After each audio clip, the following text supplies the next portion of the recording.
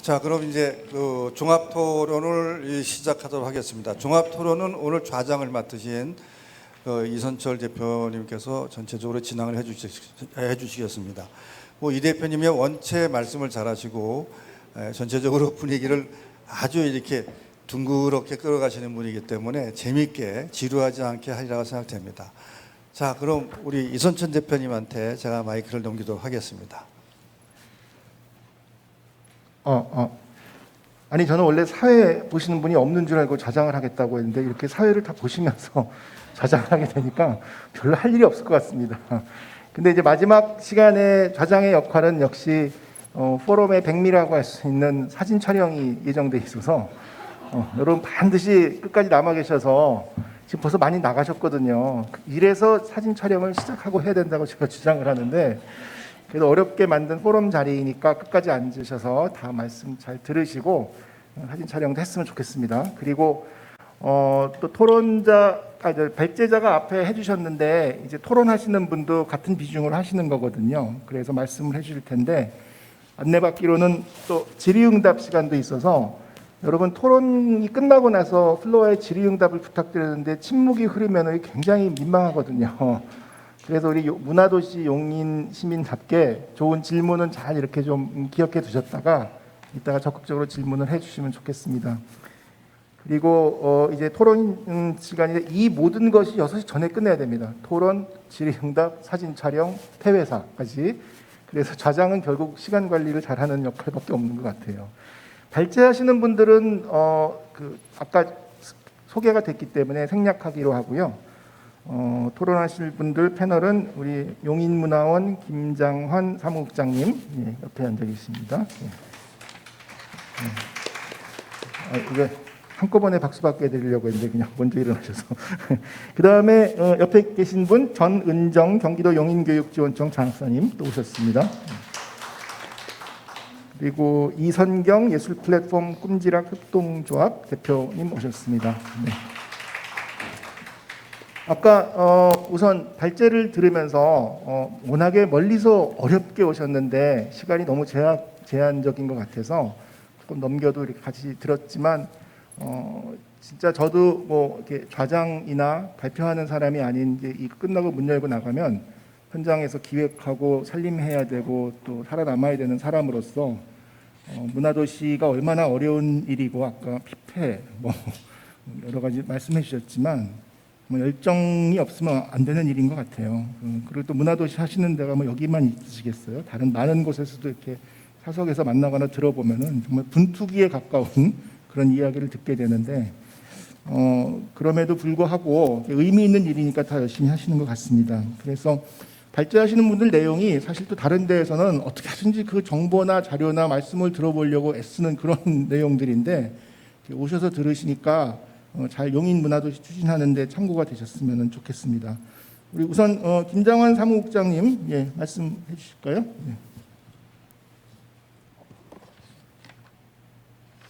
반갑습니다. 용인문화원 사무국장 김장환입니다. 제가 오늘 그 패널로서 이렇게 토론을 하려고 준비를 하면서 무슨 생각을 했느냐면은 여기 꼭 경상도에 와 있다는 생각이 들었습니다. 왜냐하면 오늘 발제하신 분들이 전부 경상도 분들이고 경상도 이야기만 하다 보니까 그런데 여러분 아세요? 여기가 사실 포온 아트홀이라고 이렇게 하는 그 공간에 지금 이벤트 홀이거든요. 사실 앞에 있는 지나가는 여기 그 대로가 포온대로라는 거 여러분 아시죠? 포온도 경상도 사람입니다. 포온 선생도 경상북도 영천 사람이거든요. 원래 고향이.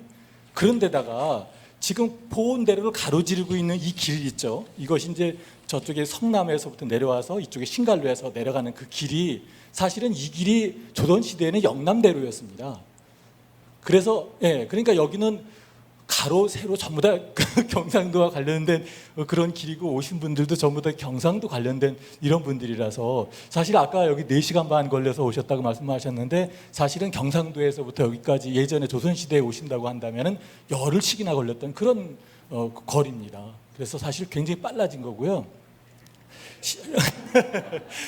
그리고 또 여기가 사실상 굉장히 중요한 그 지리적 입지 조건을 가지고 있는 것이 뭐냐면은 포원 선생도 여기서 사실은 명정이 날아가서 여기에 용인에 이제 오시게 됐지만은 또 여기에 용인이라고 하는 그 지역이 경상도에서 올라오는 그런 그 영남 사림들, 영남 유림들이죠. 그래서 이 길을 영남길이라고 했는데 김정호의 대동여 지도를 보면은요, 이 영남대로가 사실은 용인로라고 되어 있습니다. 그만큼 그 한양에서부터 영남으로 연결되는 이 영남로가 영남로에서 용인이 차지하는 비중이 그만큼 크다는 뜻이거든요. 그래서 용인로라고 나와 있고, 또 그다음에 뭐 경상도 사람들은 여기 올라오면서 뭐 그 선비들이 다니는 길이라고 해서 선비루라고도 했고, 또 과거 보러 가는 길이라고 해서 과거길이라고도 했는데, 우리 용인 지역은 그래서 사실은 용인 지역이 역사 문화적으로 굉장히 풍성한 다양한 문화를 수용하고 살찌운 곳이 영남대로가 있었기 때문에 가능했다, 이런 말씀을 드리고 싶습니다.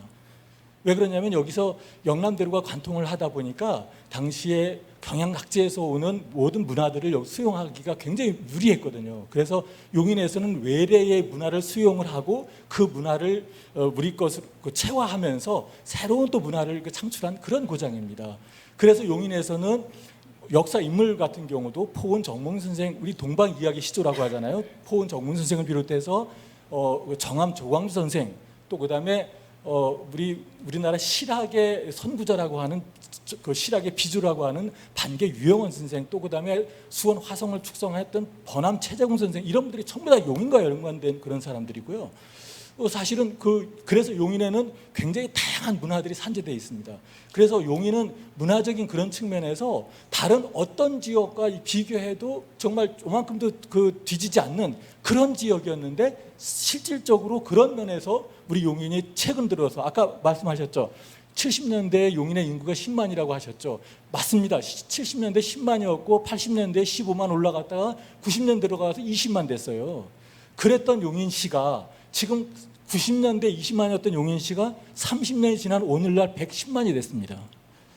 이 산업화에 성공했다고 아까 말씀을 좀 하셨습니다만은, 사실상 그런 이면에 우리 용인 같은 경우 대단히 메트로폴리탄이라고 하는 그러한 거대 도시가 됐지만, 그 거대 도시의 그 담론 속에 사실상 우리가 돌이켜 생각해봐야 될 그런 아픔도 굉장히 많이 있습니다. 그것은 무슨 뜻이냐면은, 지금 현재 우리가 이게 90년대에 여기 그 수도권 개발로 인해서 우리 용인 지역이 도시화되고 산업화되고 하는 그런 과정에서 공동체가 무너지기 시작했어요. 사실상 그래서 우리의 어떻게 보면 정체성이라고 하는 다양한 어떤 공동체 문화들이 사실은 거의 다 사라졌습니다. 특히 이쪽 수지구라든가 이 기흥구 지역, 용인의 그 서부 지역에 해당되는 이쪽 지역에는 그러한 문화들이 온데간데 없이 전부 사라지고 단순히 기록에만 남아있는 그런 실정입니다. 그래서 저희가 이런 그 지역의 역사라든가 민속을 연구를 하는 그런 과정에서 굉장히 그런 것들에 대해서 굉장히 반성도 많이 하고 있고, 뼈아픈 다시는 이런 전체를 되밟지 말아야 되겠다라고 해서 앞으로 우리 용인이 지금 용인 동부 지역에는 SK 하이닉스 클러스터가 들어옵니다. 사실상 우리 용인시가 앞으로 이제는 디지털 이런 그 첨단 그 산업 도시로 이렇게 변모할 거라고 하는 그런 기대가 상당히 크거든요. 또 더구나 이쪽에 그 기흥과 이 수지 죽전 이쪽 지역에서는 여기에는 또 뭐 이 그 우리 새로운 그 도시 그 이름이 뭐죠? 예, 플랫폼 시티라고 하는 그런 그 새로운 도시가 들어오게 되는데, 그 자체가 이 동부 서부 지역에 지금 들어오는 그러한 산업적인 그런 그 요소들이 용인이라고 하는 그 지각을 아주 엄청나게 지각 변동이 일어날 만큼, 근본적으로 용인의 어떤 지각 변동이 일어날 만큼 어떤 엄청나게 큰 변화를 가져올 것이라고 생각을 하는데, 그런 면에서 앞으로 우리가 문화적으로 이것을 어떻게 여기에 그 옷을 입히고 또 이러한 그 변화 과정에서 어떻게 문화적으로 수용을 할 것인가, 또 문화를 어떤 형태로 이런 그 정책 어떤 이 로드맵을 그려가면서 이러한 그 산업화를 진행할 것인가에 대해서 심도 있는 고민을 해야 되는데, 사실 그런 고민을 못 하고 있었어요, 지금까지. 그런데 지금 현재 문화도시를 추진하는 이 과정 속에서 사실은 자연스럽게 해답이 나오고 있어요. 뭐 이건 조금 이따 말씀을 좀 드리겠습니다만은, 우리가 하여튼 그런 그 문화도시라고 하는 법정 문화도시 지정 사업을 지금 추진하는 과정에서 뭐 비일비재하게 여론도 많습니다. 이런저런 얘기가 많이 있는데 뭐 지금 다른 데에서는 70여 지자체에서 벌써 몇 년씩 추진을 해서 준비를 해서 추진해 오고 있는데 우리 용인 같은 경우는 불과 일단 2, 3개월 준비해서 이게 되겠느냐. 이거는 행정력 낭비가 아니겠느냐라고 하는 뭐 이런 뭐 그 비아냥 섞인 그런 목소리도 들리고 있어요. 사실상 그런 소리를 들으면서 저는 이렇게 얘기를 하죠. 그 다른 측면에서 생각을 좀 해볼 것이 있다. 왜 그렇게 부정적으로만 생각하느냐. 사실상요. 저는 정말 솔직히 말씀드려서 이 법정 그 문화도시 지정 이번에 그 이제 그 추진을 하고 있지만 그 지정이 될 것인지에 대한 확신은 사실은 없습니다. 또 그리고 그것이 꼭 돼야 된다고 생각하지도 않습니다. 왜 그러냐면요. 바로 그것이 우리 용인시의 문화도시라고 하는 새로운 개념과 어떻게 보면 도시 환경, 도시 생태계를 만들어가는 하나의 그 동력이 될 수 있다라고 하는 그런 측면에서 생각을 좀 해보게 되는 거죠. 지금 아마 우리 여기 지금 그 계신 분들은 전부 용인 시민들이기 때문에 용인시에 대한 아까 말씀을 좀 조금만 드리다가 저기 막 이렇게 넘어갔었는데 우리 용인시 같은 경우는 지금 현재 동부와 서부로 이렇게 나눠서 이렇게 생각해 볼 수가 있어요. 뭐 요건 굉장히 중요한 요소입니다. 뭐냐면은 처인구는 동부에 해당되고요. 수지구, 기흥구 같은 경우는 서부에 해당됩니다. 그런데 그 처인구 같은 경우는 이 농촌 지역이거든요. 농업을 기반으로 하는 그러한 지역인데 이 동부 지역 같은 경우는 사실상 용인의 그 전체의 면적이 그 598km/평방미터 정도, 서울시보다 조금 작습니다. 그런데 그 전체 면적에서 80%에 해당돼요. 동부 지역이. 그런데 인구는 20%밖에 안 돼요. 그런 반면에 상대적인 거죠. 서부 지역 같은 경우는 전체 면적이 20%밖에 안 되는데도 여기에는 인구가 80%나 해당되거든요.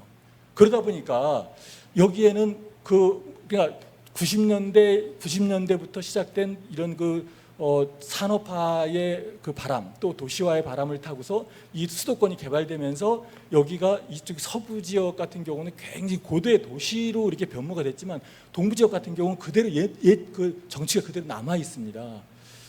그러다 보니까 어떤 문제가 생기느냐면은 뭐 구도심의 공동화 현상 같은 거, 뭐 그런 거 같은 경우도 상당히 심각한 문제가 되기도 하고, 또 한편으로는 보면은 어떻게 보면 그 지역 간에 어떻게 보면 괴리, 이쪽 지역은 도시화로 어떻게 보면 사회적인 이런 수준이 좀 문화 수준이라고 할까, 이런 것들이 상당히 높다고 이렇게 이제 인식을 하고 있고, 동부 지역 같은 경우는 상대적으로 이렇게 좀 낮다고 하는 그런 인식이 사실상 뭐 이것이 꼭 그렇다고 하는 것은 아니지만 일반적인 생각이 그런 생각들이 이렇게 잠복돼 있어요. 그러다 보니까 그것으로 인한 갈등이 사실상 시의회에서 용인시의 어떻게 보면 정책을 이렇게 예산을 편성하고 정책을 이렇게 집행을 하는 과정에서 그러한 그 갈등들이 쏠쏠하게 이렇게 보이고 있다고 하는 것을 제가 느끼거든요. 그래서 그런 측면에서 지금 현재 우리 용인 같은 경우는 가장 직면하고 있는 문제점이라고 하는 것은 바로 동서 문제가 아니겠느냐라고 하는 그런 생각을 하면서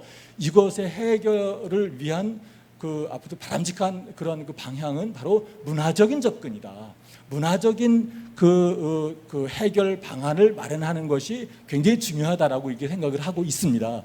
그런 면에서 문화도시의 추진은 굉장히 중요한 의미가 있다고 생각을 하고, 그래서 일단 이게 토론자이기 때문에 제가 주어진 시간이 굉장히 짧습니다. 그래서 간단하게 좀 제가 입장에서 문화도시를 추진하는 과정에서 우리가 좀 주목해야 될 것이다라고 생각하는 그런 몇 가지를 제가 말씀을 좀 드리도록 하겠습니다.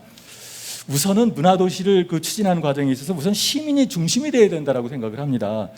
문화도시 추진과 관련된 그 가이드라인을 보면은요, 그 기본 바탕이 되는 그 정책 비전이 문화를 통한 지속 가능한 지역 발전 및 지역 주민의 문화적 삶의 확산으로 정하고, 또 그 비전을 이제 이루기 위해서 거기에서 4가지 정책 목표를 이렇게 제시를 하고 있습니다. 그렇다면은 앞으로 용인시가 지향하는 문화도시의 비전은 어떤 것인지, 또 그다음에 정책 목표를 어떻게 가지고 가야 되는지, 용인 시민의 관점에서 다양한 현안들을 세밀하게 분석하고 비전과 목표에 이것들을 충실히 담아놔야 된다고 생각을 하거든요. 그래서 이것을 위해서는 우선 그 철저하게 용인 시민이 중심이 되는 가운데 용인의 정체성을 담아내는 문화도시가 추진돼야 된다라고 하는 것을 첫 번째로 말씀을 드리고요. 두 번째는 뭐냐면은 기본에 충실할 필요가 있다라고 하는 말씀을 좀 드리고 싶습니다. 다른 지자체들보다 문화도시 추진이 좀 늦었다고 그래서 지역의 각종 현안이라든가 뭐 시민들의 그런 입장 뭐 이런 것들을 무시하고 특정 뭐 전문가 집단의 뭐 용역을 의뢰해서 아마 이렇게 갈 가능성이 상당히 많은데 그래서 이 타 지자체들 이제 기존에 지정이 됐다든가 상당한 정도로 이렇게 그 문화도시로서의 어떻게 보면 이제 높은 그 기능을 좀 하고 있는 그러한 도시를 벤치마킹하는 그런 방식으로 추진이 된다고 한다면 곤란하지 않겠느냐라고 하는 그런 생각을 합니다. 그것은 그렇게 추진을 했을 경우에 이 그 법정 문화도시 지정되기도 어려울 뿐만 아니라 지정된다고 하더라도 우리 용인시의 의미가 없습니다. 그런 측면에서는 우리는 굉장히 심도 있게 고민을 좀 해야 된다라고 생각을 합니다. 그래서 이 시민이 주인이 되는 중심이 되는 그러한 그 기본이 충실하기 위해서는 민관 거버넌스가 굉장히 중요합니다. 민관 거버넌스의 탄탄한 그 구축이 우선 전제가 돼야 되는데 이런 것들이 사실은 기초 단계에서부터 착실하게 이 그 거버넌스 이 체계를 구축해 나가야 될 필요가 있다. 이런 말씀을 드립니다. 그다음에 마지막으로 세 번째는 서두르지 말자. 뭐 이런 말씀을 드리고 싶습니다. 서두르지 말자라고 하는 것은 뭐냐면 여러분 뭐 그 생각을 그렇게 하시겠습니다만은 문화라고 하는 것은 하루아침에 만들어지지 않습니다. 문화라고 하는 것이 이렇게 그 형성되고 생성되고 그것이 한 지역의 그 지역민들 공동체에 이렇게 정착이 되고 하는 그 과정은 굉장히 오랜 시간을 필요로 합니다.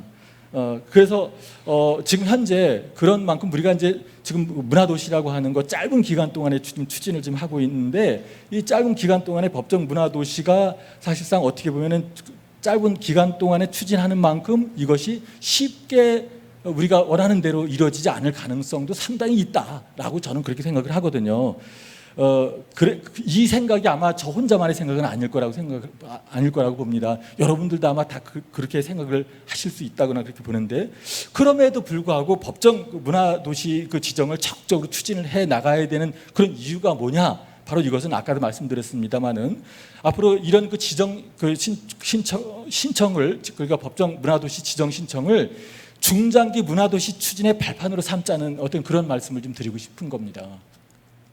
즉 앞으로 10년, 20년을 내다보는 긴 호흡으로 용인시만에 특화된 그 차별화된 그러한 문화도시를 그 구상해 나가는 그러한 그 노력이 필요하다라고 하는 말씀을 드립니다. 바로 분명히 이러한 지금 현재 우리가 추진하고 있는 법정 문화도시 지정을 위한 이런 노력들이 앞으로 우리가 장기적인 관점에서 문화도시를 추진해 나가는 데 있어서 굉장한 동력이 될 것이라고 저는 그렇게 보거든요. 그래서 그런 측면에서 우리의 문화도시는 용인의 문화도시는 이제부터 시작이다. 그래서 차분하게 또 착실하게 추진해 나가자라고 하는 그런 말씀을 드립니다. 그래서 지금 제가 일단 문화도시에 대한 관련된 말씀을 좀 이런 정도로 말씀을 드리고 오늘 좀 발제하신 우리 발제자 선생님들한테 제가 아까 말씀을 드리면서 궁금했던 게 좀 있는데 그건 좀 간단한 질문을 좀 이렇게 드리도록 하겠습니다. 우선은 우리 그 신동호 그 대표님께 좀 말씀드리고 싶은 것이 뭐냐면은 이 7곡이 인문도시였다가 그다음에 이제 문화도시를 그 지향하는 그 과정에서 그 변화 과정에서 상당히 어려움이 있었다고 말씀을 하셨는데 우리가 생각할 때는 인문도시라고 하는 것과 문화도시라고 하는 것 오히려 더 훨씬 쉬울 것 같다는 그런 생각이 들었는데 왜 그런 어려움이 있었을까라고 하는 그런 측면에서 좀 간단히 설명을 좀 부탁을 좀 드리고요. 또 그다음에 부산 영도 문화도시센터장이신 우리 고윤정 선생님한테는 이 그 행정 체계하고 시민 거버넌스와의 그 갈등이 있었다고 이렇게 말씀을 아까 하셨는데 그러한 그 사실상 우리가 앞으로 겪어야 될 그런 문제이기 때문에 이 그 바람직한 그 시민 거버넌스와의 그런 갈등들을 해결할 수 있는 방안이 무엇인지 나름대로 아마 그런 방향이 있을 것 같은데 그 부분에서 좀 이렇게 말씀을 해주시기 부탁을 좀 드리고 싶고요. 그리고 또 우리 그 장병수 이렇게 밀양 문화도시 센터장님께는요 제가 일단 음악을 좀 이렇게 하고 그랬던 그 사람이기 때문에 특히 아리랑 쪽에 관심이 굉장히 많은데 이 밀양 아리랑을 이제 그 소재로 해서 이 아리랑 문화 그 도시 특화 사업을 이제 진행한다고 말씀을 하셨는데 거기에서 밀양 아리랑을 뭐 이렇게 뭐 음악적으로 이렇게 소화해내는 그런 것인지 또 아니면은 밀양 아리랑을 스토리텔링을 해서 그런 것을 다양한 이런 문화 콘텐츠를 개발하는 것인지 그런 부분에 대한 그 설명을 좀 부탁드리겠습니다. 이상입니다. 네, 잘 들었습니다. 오늘 실무진이 이 호은대로나 영남대로를 염두에 두고 이 세 분을 섭외하진 않으셨을 것 같긴 한데 역시 그 지역의 사학자이시고 여기가 고향이신 분이니까 그걸 이미 알고 계셔서 또 그렇게 재밌게 해석해 주신 것 같습니다. 그리고 말씀하셨던 문화도시의 추진 방향 다 고민들 하고 있을 거거든요. 그래서 안 돼도 이게 지역의 역량으로 남을 것이다. 시민이 중심이 돼야 된다. 거버넌스가 중요하고 그리고 어떤 용역 이런 데 너무 의존하지 말자. 물론 용역이 나쁘다는 건 절대 아니겠습니다만은 그래서 이 추진하는 도시는 잘 명심해야 될 그런 내용인 것 같습니다. 그런데 또 개별적인 질문을 다 던져주셨어요. 그래서 짧게 각각 좀 이렇게 대답을 해주셨으면 좋겠습니다. 열심히 대답들을 막 적고 계시는데 장병수 선생님 먼저 해주시겠어요? 질문해 주시는 거? 네, 네. 예. 네, 우리 김장한 그 우리 사무장님께서 문화도시를 굉장히 연구하신 분 같아요. 예. 저는 컨설팅 분이 오셨나 싶어서 보고 있었는데 포원 정문주 선생님 저도 어제 보니까 여기 묘소도이시고 이게 또 영남대로가 하니까 감회가 새롭습니다. 우리 밀양이 영남대로의 중심 지역입니다. 예, 우리 동네에서 서울 한양길로 갈 때 밀양을 꼭 그쳐갔고요. 그 속에 영남대로상에 무수한 이야기들이 있습니다. 예, 그 삶의 이야기가 있고 또 스토리가 있고 그런 이야기들 저희들은 이제 계속 발굴을 해내고 있고요. 특히 이제 포원 선생의 그 라인이라고 할 수 있습니다. 우리 진필재 김종지 선생님은요. 예, 잘 아시겠지만은 그 야인길재 선생님, 정몽주 선생님, 다음에 진필재 선생님, 아버님인 김수자 선생님, 그리고 그 우리 진필재 김종지 선생님. 예, 제가 왜 이런 말씀하냐면은 저는 이게 우리가 아리랑으로 승화를 시키고 있습니다. 아까 아리랑 질문에 밀양 아리랑 문화도시 사업은 어떤 것으로 포커스를 맞추고 있느냐 말씀하셨잖아요. 그래서 저희들은 콘텐츠 쪽으로 우리 소리 쪽으로 말씀드린 게 아니고 그러니까 밀양 아리랑이 유명해서 소리로 이렇게 장르로 한정하다 보면은 단순해진다는 거죠, 그죠? 그래서 또 우리 평가하시는 분들이 거기에 또 매몰이 되고 저는 하나의 그 아리랑이 우리의 삶이기 때문에 예를 들어서 제가 전필재 선생님 말씀드립니다. 그 전필재 선생이 살아왔던 그 살인파의 어떤 그 가치와 정신을 아리랑으로 승화시킨다는 거. 우리나라가 힘들 때 아리랑을 불리지 않았습니까? 그죠? 공동체를 형성하지 않았습니까? 그래서 이런 밀양 아리랑의 콘텐츠를 하면은 예를 들어서 전필재 선생의 그 조의 제문이라고 하는 이게 바른말 불의에 한가하면서 바른말 할 줄 아는 그런 분들의 정신을 아리랑으로 승화시키는데 저희들이 하는 것이 아니고 저희 시민들이 진필재 아리랑이라는 그걸 이렇게 시민들이 모여서 만들고 그리고 또 공연화 시키고 하는 작업을 생활문화 쪽으로 저희들이 많이 하고 있고 그걸 우리 문화도시센터는 지원을 해주고 시민들과 함께 의논을 해서 만들어가는 그런 과정을 갖추고 있기 때문에 밀양 아리랑의 우리가 테마는 스토리텔링으로 콘텐츠를 개발해서 시민들과 함께 향유하고 이렇게 제작을 하고 기획하는 직접 이제 참여하게 하는 그런 식으로 진행을 하고 있습니다.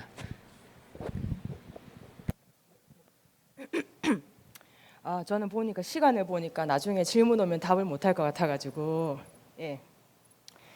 제가 아까 좀 컨디션이 안 좋아서 강조하고 싶은 몇 가지들이 있어서 한 번 더 강조를 한번 하도록 하겠습니다. 아까 인구 100만 도시에 문화재단 만들어진 지 10년이 됐지 않습니까? 용인이. 제가 이게 다른 지역에 보러 오면 더 좀 직접적인 이야기들도 나누기도 해요. 저는 오늘 우리 대표이사님께서 굉장히 진심 어리게 이렇게 끝까지 경청하셔가지고는 되게 이게 놀랍다는 생각이 많이 하고 그러기 때문에 제가 좀 더 편안하게 말씀을 좀 드린다면 문화도시 만들려고 문화재단 만들었잖아요. 냉정하게요. 10년 전에 용인이 문화도시가 됐으면 좋겠다고 생각하고 문화재단을 만들었는데 저는 문화재단이 문화도시를 추진한다고 하면은 문화재단의 조직 점검, 그 다음에 비전, 우리 일하는 방식에 대해서 진작에 검토하는 시간들이 충분히 가져가야 된다고 생각을 하고 있습니다. 그렇다고 쳤을 때에 이렇게 생각해 보는 거죠. 문화재단이 시민들과 많이 시민들한테 사랑을 받고 있나? 좀 더 직접적으로 말하면은 내일 당장 문화재단이 없어진다고 했을 때 아닙니다. 문화도시를 위해서 문화재단이 꼭 필요한다라고 하는 시민 찐팬이 몇 명이나 되는가?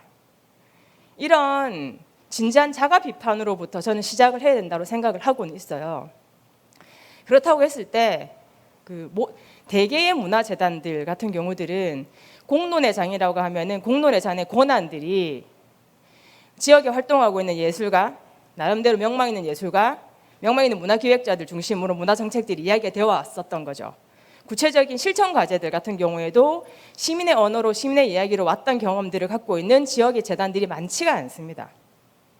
전 첫 번째로는 문화재단 같으면 지금 10년이라고 치면 저는 문화도시가 되든 안 되든 이 과정을 통해서 용인문화재단 비전 10년 후를 내다보는 프로젝트들이 시작한다라고 인식하시는 게 더 좋을 것 같다는 생각도 들어요. 이번에 문화도시 만들어가는 과정이 앞으로의 10년을 만들어가는 시간들이고 설령 문화도시가 선정이 되지 않더라도 그 비전을 우리 재단이 어떻게 추진할 건가를 가지고 이야기하는 시간이 되면 좋겠다는 생각을 하고 있고 그 차원에서 그동안에 못했던 그 의제의 장을 시민들한테 돌려준다. 이게 확고한 원칙으로 좀 자리 잡았으면 좋겠다는 의견들을 좀 드리도록 하겠습니다. 그렇다고 쳤을 때 그러니까 갈등들이라고 하는 게 많이 발생되잖아요. 아까 거버넌스 저희가 행정 체계와 뭐 갈등이라고 해서 저희는 정확하게 지금 행정 체계랑 실무 주체들 간의 갈등이었고 시민 거버넌스 장에서는 매사 갈등들이 발생이 되고 있습니다. 그런데 제가 이제 그동안의 경험한 바에 의하면 이 첫 번째가 공론의 장이 계속 만들어지는 게 굉장히 중요하더라고요.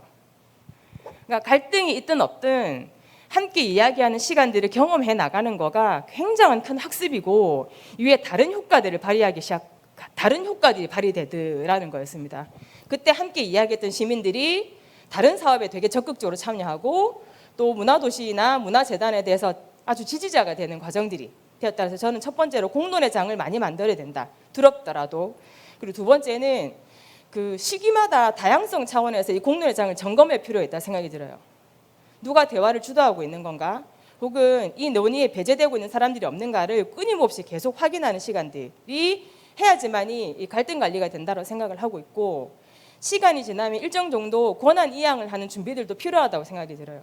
시민들에게 어떤 이 문화도시의 어떤 추진 내용이든지 어떤 특정 예산 같은 경우 예산에 대한 수립이든지 과정이든지 권한을 주는 과정들이 저는 갈등을 그러니까 공론의 장으로서 갈등이 드러내면서 함께 이야기해보고 또 배제되는 사람들이 배제되지 않도록 하면서 또다시 그 갈등들을 예방하기도 하고요.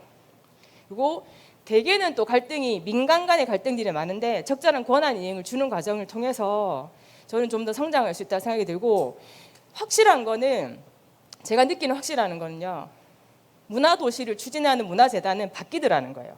이게 가장 큰 성과라고도 볼 수도 있어요. 문화도시를 하는데 핵심 실행 주체들이 확실하게 바뀌더라. 저는 지금쯤에 문화도시를 준비하는 곳 같은 경우는 서류 잘 내가지고는 1차 도시 때나 저희 때나 선정됐지만 지금은 진심 어린 과정들을 심사 과정에서 굉장히 많이 보게 되거든요. 그렇다고 했을 때 이 문화재단이 문화도시를 어떻게 대하고 있는 건가? 체질을 어떻게 개선하고 있는 건가? 조직 구성이나 운영 방식들을 어떻게 달리 적용하고 있는 건가들을 시민들과 함께 고민하는 그런 과정들이 설계가 됐으면 좋겠다는 말씀을 드리도록 하겠습니다. 네. 네. 한 분 토론하는데 지금 30분간이면 어떡하죠? 저도 간략하게 말씀을 드려야 될 텐데 쉽지는 않은 것 같습니다. 아까 뭐 다양한 문화를 수용하고 살찌운 곳 이게 저는 학맥이나 어떤 학문적 풍토 문제로 정리되지 말았으면 좋겠다는 좀 생각이 좀 들긴 하고요. 뭐 사실은 뭐 전필제도 이야기했지만 한원당 김경필이 조광조와 뗄래야 뗄 수 없는 관계인데 달성에 이제 이렇게 가면 좀 이상해지거든요. 그랬을 때 지금 현재 상황에서 저는 이제 다양한 문화를 수용하고 살찌운 경험이 지금 현재적으로 어떻게 남아 있는지를 좀 탐문해 봤으면 좋겠다 말씀을 좀 보태고 아마 지역학 굉장히 일찍 시작했던 걸로 기억이 돼요. 용인학.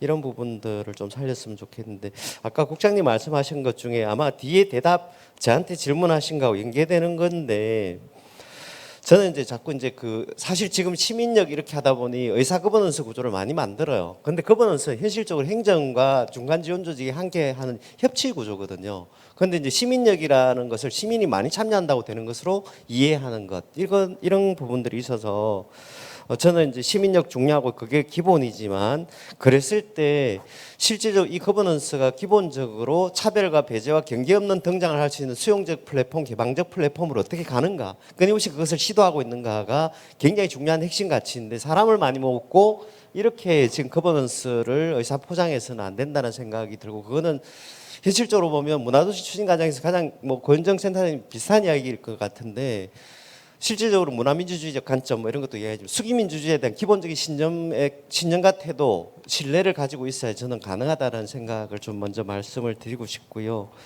결국 그러다 보니 칠곡에 생겼던 것도 그거예요. 자기들이 해왔던 장역학 속에서 해왔던 인문학 도시가 좀 더 도시 저변으로 확대되고 도시 수많은 다른 의제들이 등장할 수 있는 구조와 환경을 짜자라고 계속 논의하면서 다른 시민 당사에 등장하고 그런 것들이 일어났는데, 왜 우리가 그러면 못했단 말이가? 이렇게 이제 온 거죠. 그러면서 기존에 했던 사업들의 맥락 속에서 자꾸 이제 이것을 사업 구조로 자꾸 맥락화하려고 하니 계속 이제 부딪히게 된 거고, 그것이 극복되지 못하고 이제 사업 계획서에 이제 그렇게 그만큼 간만큼만 되다 보니 이제 그 텀을 못 넘었었고, 이제 그게 이제 결국 이제 떨어지는 결과를 낳게 되고, 거기에 대해서 굉장히 맹렬한 논의들을 하면서 이제 전환을 다시 이루었다. 결국은 뭐 아마 두 가지일 겁니다. 결국 공론의 장을 어떻게 열어서 도시 다수의 생태계 등장해서 도시 의제, 지역의 의제들이 어떻게 등장할 수 있는 구조와 환경을 여는가와 더불어서, 그랬을 때 도시 내적으로 해왔던 노력들이 다음 단계에 진화할 수 있는 자기 구조를 어떻게 만드는가가 실제적으로 행정, 중간 지원 조직, 시민이 더불어가는 그 수기형 논의 속에서 계속 이제 간만큼 갈 수밖에 없거든요. 그런 부분들이 칠곡이 한때 문제였고, 그것이 문제로 각인되는 시간을 이제 넘어왔다, 이렇게 보시면 될 것 같습니다. 네, 사실 저도 최근에 이 문화도시 때문에 어디 자문도 많이 다니고 또 교육도 하는데, 다들 쪽집게 과외 선생만 원한다 그런 표현했잖아요. 그러니까 선정되는 거에 굉장히 매몰돼 있고 좋은 평가를 받을 수 있는 것에 치중하다 보니까 이제 기본적이고 본질적인 측면을 놓치는 경우도 많이 있는 것 같아요. 우리 김장한 사무국장님 또 용인학 오랫동안 헌신하셔서 제가 기억을 더듬어 보니 용인대 교수 시절에 용인학 회원에 저를 불러주셔가지고, 학자도 아닌데 배감면가서 그때 백중놀이 뭐 이런 거 말씀하셨던 것 같은데, 이럴 때일수록 지역의 전통이나 또는 어떤 유산, 역사 이런 것들이 또 사업에 잘 반영될 수 있도록 고민해 보는 것도 중요할 것 같습니다. 네, 시간 관계상 또 넘어가면은요, 두 번째 토론해 주실 분 전은정 장학사님, 예, 좋은 말씀 부탁드립니다. 안녕하세요. 다시 한번 인사드리겠습니다. 저는 용인교육지원청에서 현재 5년째 장학사를 하고 있는 전은정 장학사입니다. 반갑습니다. 네, 지금 많이 집중력도 떨어지고 당도 떨어지셔서 그렇죠. 많이 피곤하실 텐데 제가 이제 교육청 입장에서 교육적인 관점에서 말씀을 드려야 될 것 같아요. 그래서 저를 또 그런 측면에서 말해달라고 저를 불러주신 것 같다는 생각이 들었어요. 네, 제가 여기 오기 전에 제가 교육청 대표로서 용인 문화도시가 조성되는데 조금이라도 기여하고 싶은 마음이 용서슴치더라고요. 그래서 어떻게 말씀을 드려야 되나. 근데 우선 이제 그런 마음에 설레기도 하고 긴장도 되고 그래서 왔는데, 사실 아까 쉬는 시간에 제가 학교 현장에서 한 24년 정도 교사 생활도 했었어요. 그래서 마지막 학교에서 장학사가 되기 전 마지막 학교에서 6학년 담임을 했었는데, 그때 학부 형님이 여기 와 계세요. 저를 알아봐 주시더라고요, 아직까지.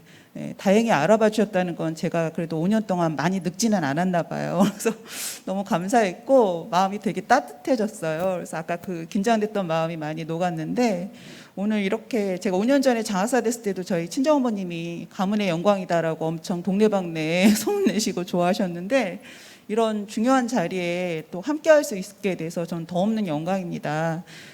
특히 관련 조례를 제정해 주신 이은경 의원님도 너무 감사하고, 용인문화재단에서 이렇게 용인 문화도시 조성을 위해서 이렇게 애써주시는 모습 보니까 너무 감개무량하고 가슴 벅차오르는데요. 제가 지난 2019년, 20년 2년 동안 문화예술 교육을 업무를 담당하면서 보람 있었던 일도 있지만 항상 마음속에 짐이 있었어요. 그건 바로 아까 이제 용인은 거대 도시고 뭐 재정적으로도 그렇게 아까 뭐 밀양이나 칠곡이나 이런 데에 비하면 뭐 부럽지 않을 정도의 재정이 확보됐다고는 하시지만 도낭 복합도시고 좀 전에 이제 김장한 사무국장님 말씀하신 것처럼 아무래도 처인구 쪽은 많이 문화적으로 소외되어 있는 지역이라서 제가 예술교육을 담당하는 장학사로서 되도록이면 그쪽 지역의 친구들을 문화교육을 활성화시키기 위해서 또 문화체험을 강화하기 위해서 많이 애를 썼는데도 불구하고 아무래도 한계가 있더라고요. 그래서 이번에 이제 좋은 결과로 문화도시가 조성이 돼서 모쪼록 처인구 쪽에 있는 친구들이 좀 더 문화 소양을 많이 소양을 쌓고 문화 체험을 할 수 있는 그런 기회가 많이 확대되어서 친구들에게 큰 도움이 되었으면 하는 가장 큰 바람을 갖고 있고요. 지금 교육이 나가는 방향도 지금 저희가 같이 공유하고 협력하려고 이런 자리를 마련했듯이 저희 용인교육지원청도 용인시청과 함께 혁신교육 포럼이나 혁신교육 지구 사업들을 계속 하고 있어요. 2019년부터. 그래서 용인시장님이 백군기 시장님이 오신 다음부터 교육적 마인드로 많이 예산 지원을 많이 해주셔서 실제로 용인 관내에 185개의 학교가 있는데 그중에 85개 학교가 지금 165억의 예산을 1년에 지원을 받아서 학교 문화예술 교육을 하고 있거든요. 그래서 사실 돈이 없이 교육을 활성화한다는 건 사실 쉽지 않아요. 물리적으로. 그래서 지금 그런 협력 사업이 이루어져서 학교 문화예술 교육이 활성화되고 또 그 친구들이 현재는 학생 시민으로서 용인의 학생 시민으로서 나중에 성장이 되면 또 용인의 성인인 시민이 되어서 용인을 문화가 활성화된 도시 또 계속 머무르고 싶은 도시 그런 도시의 시민으로서 자긍심을 느끼고 용인을 떠나지 않고 용인의 자부심을 용인 시민으로서 자부심을 갖고 계속 용인을 발전시키는 미래의 주역으로서 성장할 수 있을 거라고 생각합니다. 그래서 모쪼록 문화도시가 조성이 되어서 교육적으로도 문화교육이 문화예술교육이 활성화될 수 있는 그런 계기가 마련되었으면 하는 간절한 소망이고요. 마지막으로 제가 질문 하나 드리고 싶은데 이제 선제적으로 먼저 시행하신 그런 문화도시 지금 운영하시는 담당자분들께 이런 질문 하나 드리고 싶어요. 지금 문화도시가 재생이 되고 문화도시가 만들어짐으로써 누구나 다 혜택을 받겠죠. 그렇지만 저는 아무래도 이제 교육청 입장이니까 혹시 학교와 연결되어서 학교 문화예술 교육을 좀 활성화시켜 주셨던 사례나 그런 부분들이 있으면 조금 말씀해 주시면 도움이 될 것 같습니다. 이상입니다.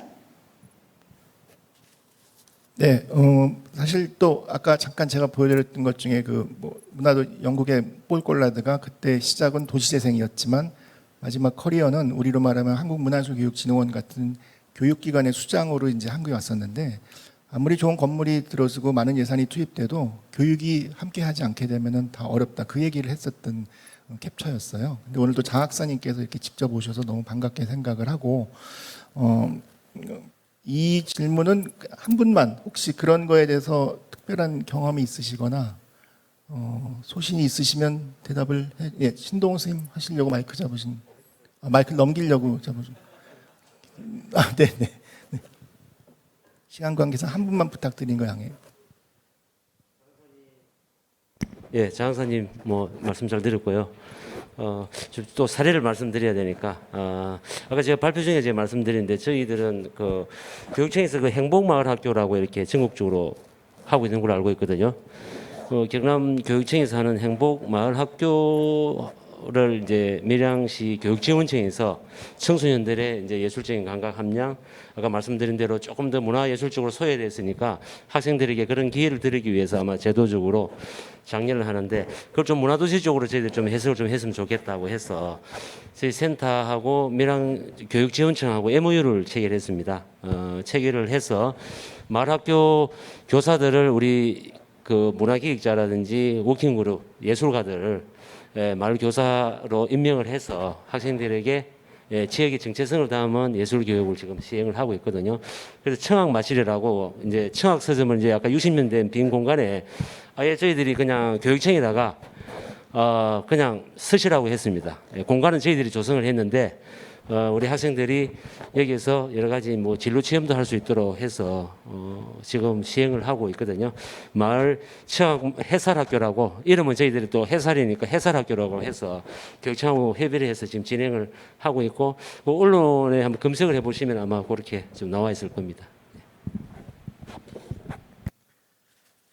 네, 사실 오늘 제가 좌장만 아니었으면 그 얘기는 제가 답변 드리고 싶었는데 감자꽃 스튜디오가 초기 한 3, 4년간 아르떼 문화예술 교육 사업으로 굉장히 많은 지역에 그 도움을 받았고요. 서로 도움을 주고 받았고, 그때 초중고등학교로 만났던 친구들이 지금 30대 청년들이 돼서 제가 결혼식 주례도 보고 창업도 하고 공무원도 되고 하는 그런 시간만이 줄 수 있는 귀한 경험들 하게 되는데, 여간 뭐 저도 학교나 교육 기관의 협조가 아니라 이제 같이 하는 참여가 굉장히 중요하다고 생각을 합니다. 초기에는 그게 잘 안 돼서 제가 막 교육청이나 교육연수원 해가지고 열심히 이렇게 설득하는 강의도 많이 다녔던 것 같은데, 문화도시에서는 꼭 이런 부분이 좀 반영이 잘 되면 좋겠습니다. 예, 마지막 토론자로 우리 이선경 대표님, 네, 부탁드립니다.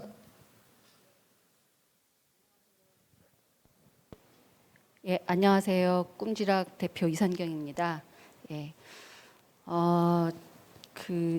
저희는 그 꿈지락 소개를 간단하게 드리면, 꿈지락은 동천동 고기동을 기반으로 해서 생활문화 강좌 그리고 생활문화 프로젝트를 진행하고 있는 단체고요.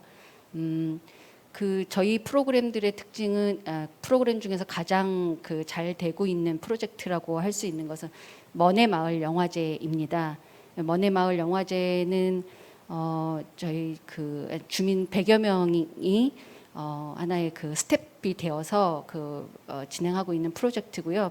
이 프로젝트 과정에서 소비자가 생산자가 되고 생산자가 소비자가 되는 그러한 경험들을 충분하게 진행하면서 마을 사람들이 문화 기획자로 성장하고 있는 하나의 프로젝트라고 얘기를 할 수가 있습니다.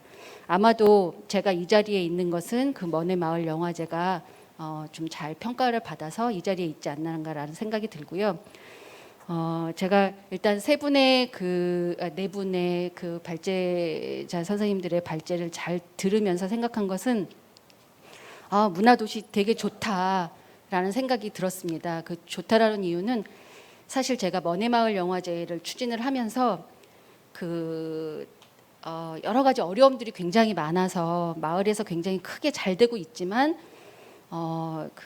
많은 부분들이 자원봉사로 진행이 되고 또 굉장히 많은 어려움들이 있더라고요. 그래서 자체적으로 해결하기 힘들어서 이것을 관과 같이 좀 얘기를 하고 싶었었는데 사실은 잘 진행되지는 않았었어요. 그러니까 여러 재작년이라든지 이렇게 하여튼 2회 때, 3회 때, 지금 사실 먼의 마을 영화제는 4회를 이제 준비를 하고 있는 중이고요.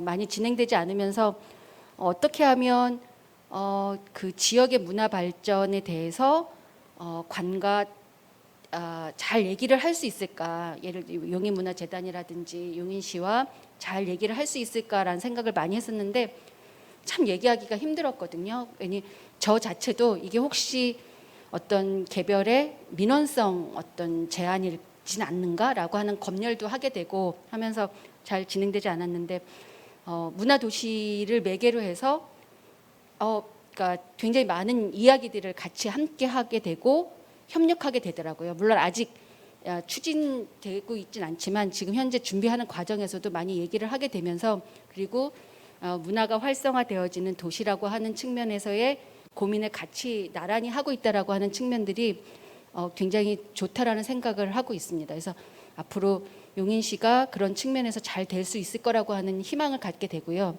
또 하나는 제가 아까 고윤정 센터장님이 얘기했던 재밌지만 피폐하고 피폐하지만 재밌다라고 하는 말이 굉장히 인상적으로 다가왔는데 문화도시에 된다라고 해서 문제가 해결되는 게 아니라 그 이후도 계속 그렇게 어렵구나라는 생각이 들어서 굉장히 힘들겠구나라는 생각이 들었습니다. 두 가지 감정이 발제를 들으면서 계속 복합적으로 들었고요.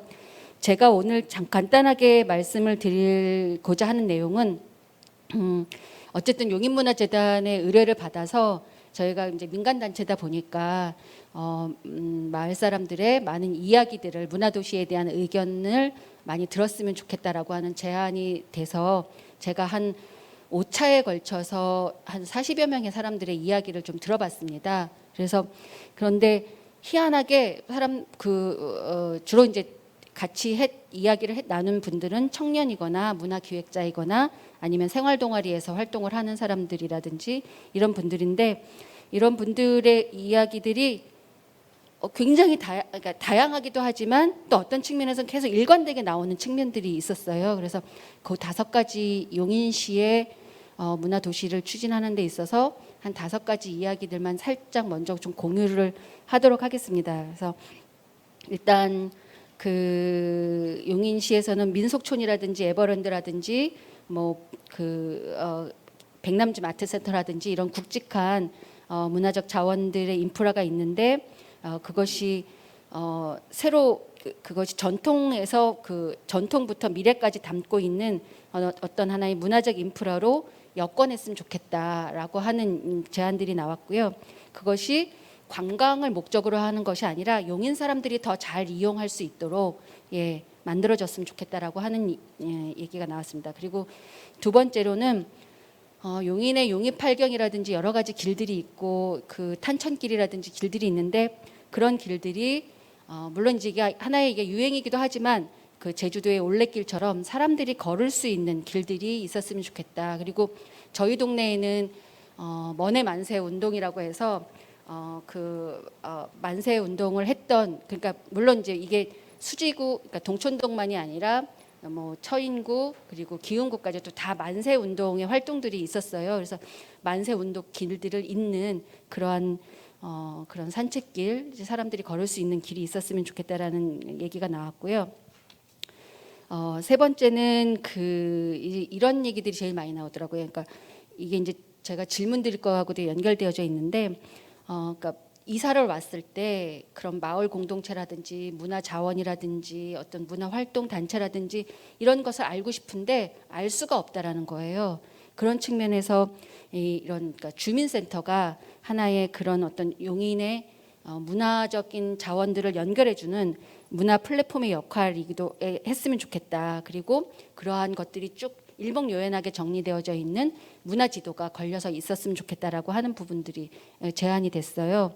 그래서 이 부분과 관련되어져서는 제가 고윤정 센터장님한테 질문을 하나 하고 싶은데, 지금 제 영도의 사례들을 보다 보니까 동단위의 문화자치위원회가 운영이 됐다라고 얘기를 하더라고요. 이게 자치위원회가 아니라 문화자치위원회라고 되어지고 15분 거리에 문화예술학교를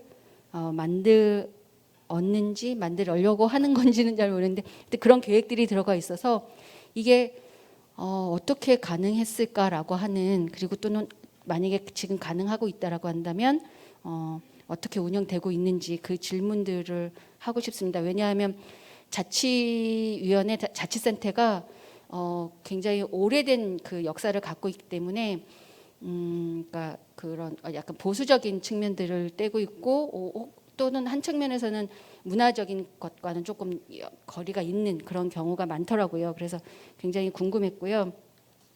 그리고 이제 네 번째가 새로운 것들을, 용인에는 굉장히 많은 자원들이 있으니 그 자원들을 통해서 새로 만들려고 하기보다는 그 자원들을 연결해 나가는 일들이 있었으면 좋겠다. 그래서 마을에 있는 작은 도서관, 작은 서점, 그리고 저희 꿈지락과 같은 작은 문화 복합 공간들, 이런 공간들을 연결해서 잘 활성화될 수 있도록 지지하고 지원하는 그런 역할들이 되었으면 좋겠다라는 얘기가 나오고, 그다음에 이제 문화지도. 그러니까 문화지도는 그런 어떤 정말 그 지역의 그 서사와 맥락을 그리고 환경 연결하는 그러한 것으로서 문화지도가 만들어졌으면 좋겠다라든, 이렇게 한 5가지의 이야기들이, 그러니까 물론 이제 더 많은 이야기들이 있는데 크게 나눠지고 자주 다 이렇게 중복되어서 나눠지는 것들이 이런 한 5가지 정도의 이야기들이 나왔습니다. 그래서 이런 부분들이 잘 반영이 돼서 문화도시가 되었으면 좋겠고, 가장 물론 중요한 것은 그러니까 거버넌스가 잘 만들어지는 것이 제일 중요하다라고 생각을 합니다. 그래서 아까 힘든 부분에서도 이 주민과 그다음에 관과 중간 조직 모두의 성장이 있어야지만 이런 거버넌스가 가능할 수 있다라는 생각이 들었습니다. 네, 감사합니다. 네, 뭐 시간이 워낙에 지금 빠듯해서 지정해서 질문해 주신 고윤정 선생님만 좀 답변을 듣고 플로어를 넘기겠습니다. 진짜 정말 어떻게 그렇게 딱 보셨습니까? 그거를 쑥 지나가 버렸는데 동단위 자치위원회, 동단위 문화자치위원회 구축하는 것은 저희 이제 지금 비전을 설계하면서 올해 사업에 반영이 되어 있는 거고, 저희가 지금 그걸 만든 거는 아니긴 하거든요. 그런데 이제 고민을 이야기를 드리면, 문화도시 자체가 한편으로는 분권 속 분권 속 분권 속 분권이거든요. 국가 단위에서 시단위, 시단위에서 구단위, 구단위 동단위, 동단위 말까지의 문화 계획들을 만들어내는 과정인데, 지금 국가 단위의 문화 계획을 시단위나 아니 문화도시 안에서 만들어내는 것에는 문화도시가 혁혁한 공을 세우고 있는 것 같아요. 우리 도시에 맞게끔.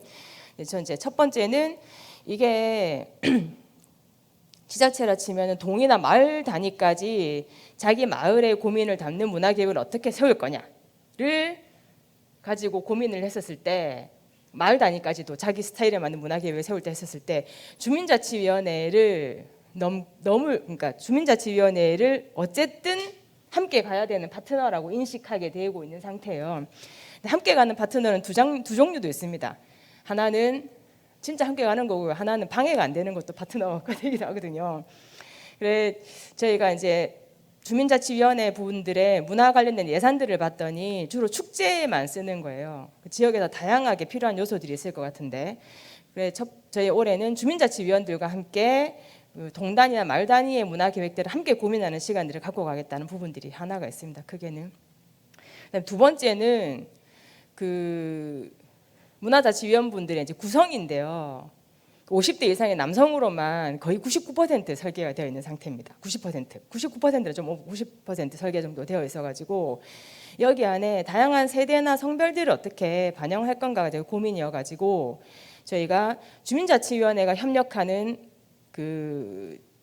시간들이 한 축이 있고요. 또 한 축은 이런 지역 단위에서의 문화 주체들과 함께 의논을 하면서 문화자치위원이 될 수 있게끔 저희가 서포트하는 전략을 함께 지금 생각하고 있어가지고, 올해부터 뭐 설명회, 각종 공모사업, 교육 프로그램부터 시작해가지고 저희가 적극적으로 결합할 상태입니다. 나중에 되면 저희 어쩌면 동단위, 마을 단위의 지역사회 지역 문화 진행 계획이 수립될 수 있겠다, 이런 생각들을 하고 있고요. 조금만 더 한다면은 이제 주민들이랑 만나서 이야기하는 시간들이죠. 공론회장이라고 했을 때, 이거는 뭐 제가 해보니까 좋았던 것들 드리면, 이제 의제들을 함께 듣는 시간들이 필요하고 너무 잘하셨고, 또 한편 좀 넘어가면 의제들을 듣는 시간 하면은 뭐 했으면 좋겠다만 이야기가 나오잖아요. 근데 거기서 끝나니까 이게 그러니까 이게 좀 전진이 안 된다고 표현해야 되나요? 그렇게 되는 거라서 저희 같으면 꼭 질문이 2가지, 3가지까지가 있습니다. 첫 번째는 어떻게 했으면 좋겠을까요? 두 번째는 이거 어떻게 함께 만들어 갈까요? 이 질문을 반드시 하게 되어 있고, 만약에 자원지도가 있으면 좋겠다. 그럼 함께 어떻게 만들어 갈까요? 이런 이야기를 공론회장에서 꼭 던지게 되어 있고, 그 다음에 그 영역이 직면하는 반대 의견도 저희가 표현하게 됩니다. 저희 같으면은 4060 세대와 함께 이야기할 때는 왜 청년들이 이 동네에 자꾸 떠난다고 할까요? 이런 반대적인 내 이 정체성을 갖고 있는 집단이 아닌 다른 쪽의 질문들을 여기서 해나가면서 서로 간의 연대의식들도 나눌 수 있는 질문 3가지를 하고 있거든요. 의제들을 찾고 어떻게 하면은 이걸 같이 나갈 건가 묻고, 세 번째는 전혀 내가 관심 없던 주제를 이야기해보는 시간들을 하다 보니까 그게 굉장히 크게 도움이 되었습니다. 혹시 도움이 되실지 모르겠네요. 네, 아까 시작할 때 말씀드렸던 종료 시간 6시가 되었습니다. 그러나 참여해 주신 분께 또 질문을 청할 그 순서가 있기 때문에 아주 없앨 수는 없을 것 같고요. 또 어렵게 오셔서 끝까지 함께해 주셨으니까 혹시 질문 있으신 분 계세요? 네, 마이크를 좀 전해주시면 간단하게 본인 소개를 해주시고 어느 분한테 어떤 질문이 있는지를 좀 말씀해 주시면 좋겠습니다. 네.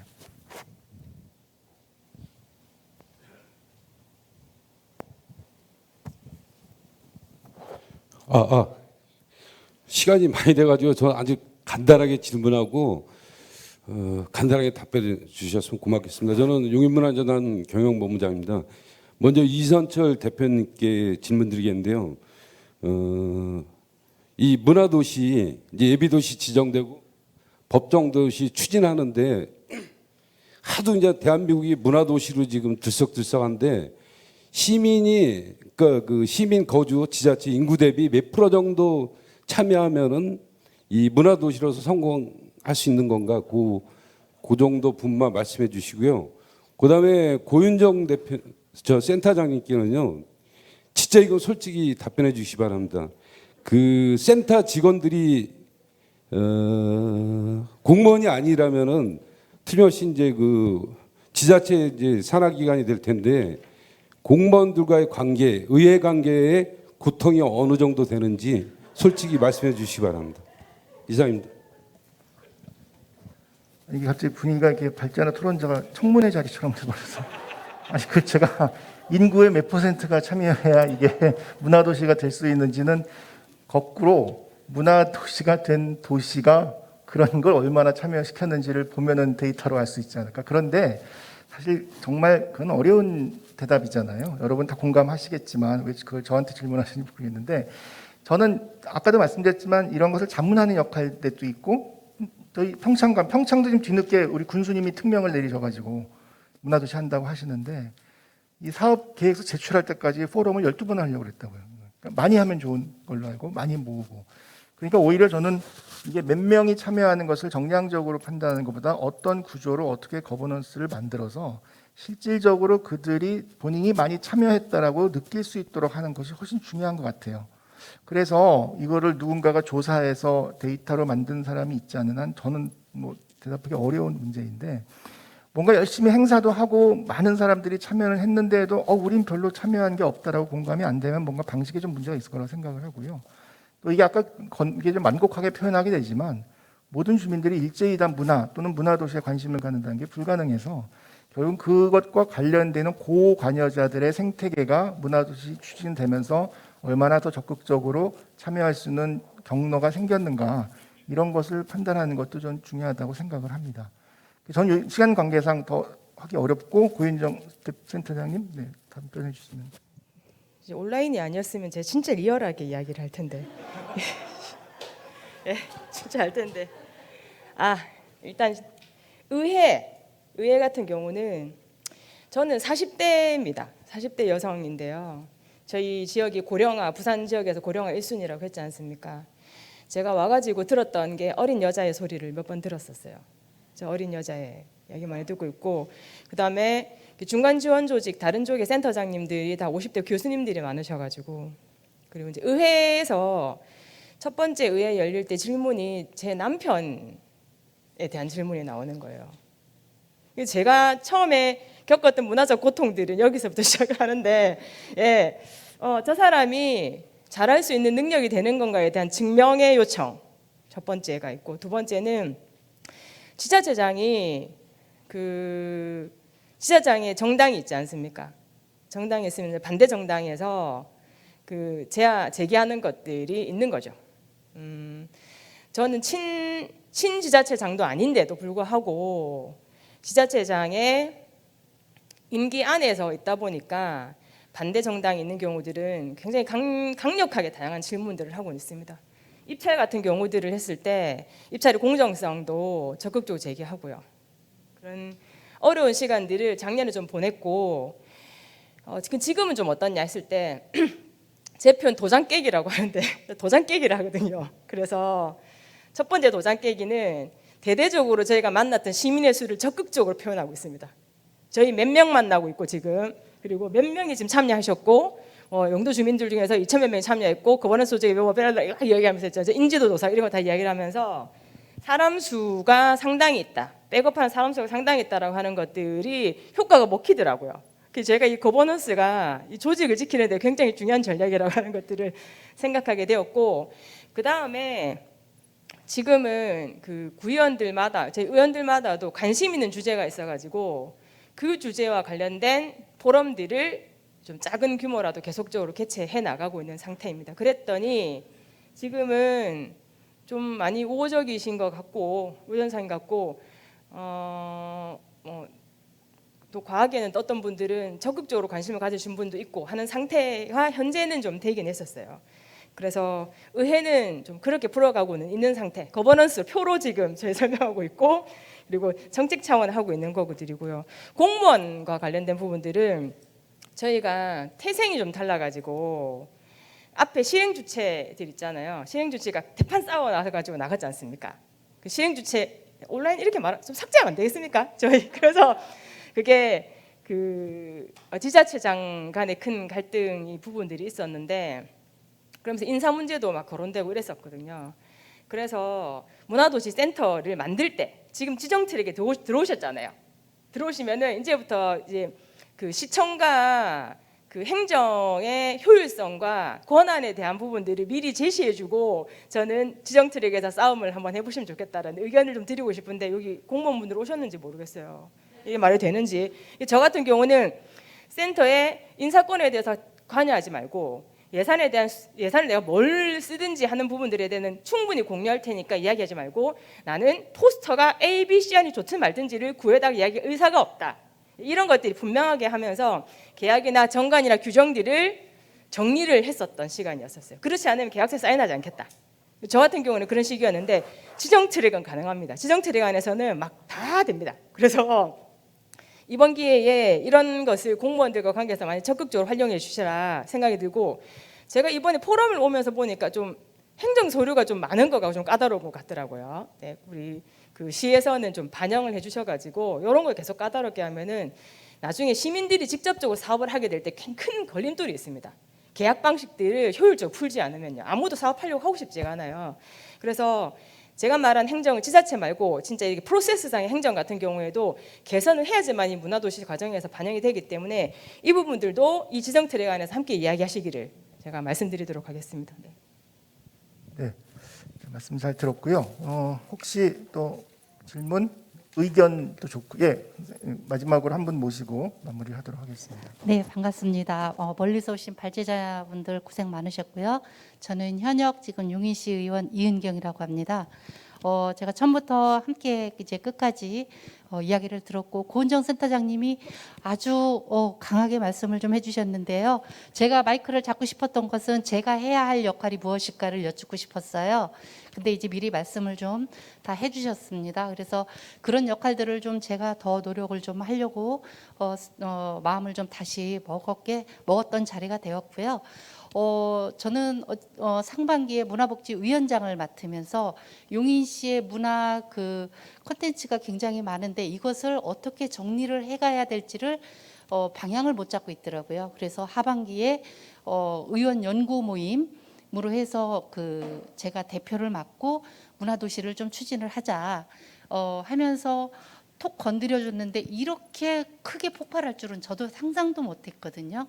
그래서 저희는 희망이 있다라고 보고, 뭐 그 희망이 꼭 문화도시 지정이냐 이거는 아닙니다. 이제 시작이라고 봐지기 때문에요. 센터장님의 말씀 저는 굉장히 귀하게 들었고요. 이 자리에서도 여러분들하고 같이 함께 제가 해야 할 역할을 좀 찾아서 열심히 좀 노력을 하고 싶다라고 좀 꼭 말씀을 좀 드리고 싶어서 제가 마이크를 좀 잡았습니다. 모두 애쓰셨습니다. 네, 뭐 지역 거버넌스를 얘기할 때 빼놓을 수 없는 주체가 또 의회이잖아요. 그래서 좌장의 마무리 말씀 같은 말씀까지 마지막에 해주셔가지고, 이게 문화도시 선정을 위한 포럼이 아니라 진정한 문화도시가 되는 그런 고민을 모색하는 자리가 된 것 같습니다. 예, 그럼 우리의 역할은 여기서 마무리하고요. 우리 사회자 선생님 모시고 예, 끝내도록 하겠습니다. 네. 아무튼 좀 시간이 더 있었으면 더 좋은 말씀들을 들을 수 있을 거라 생각되는데 좀 아쉬움이 있습니다. 지금까지 오늘 그 용인문화도시 포럼을 주최해 주신 백군기 용인시장님과 그리고 또 정길배 용인문화재단 대표이사님께 진심으로 감사를 드립니다. 그리고 오늘 좌정을 맡으신 이선철 대표님 그리고 발표자 세 분하고 토론자 세 분에게도 진심으로 감사의 말씀을 드리겠습니다. 아무튼 오늘 이 포럼이 진짜 문화도시 용인이 될 수 있도록 하는 것에 많은 보탬이 되기를 진심으로 기원합니다. 자, 이제 오늘 최종적으로 다 마치고요. 마지막으로 이제 사진 촬영이 있습니다. 빠지지 마시고 관계자분들 같이 임해 주시기 바랍니다. 자, 지금까지 저는 문화야인 김대중이었습니다. 고맙습니다.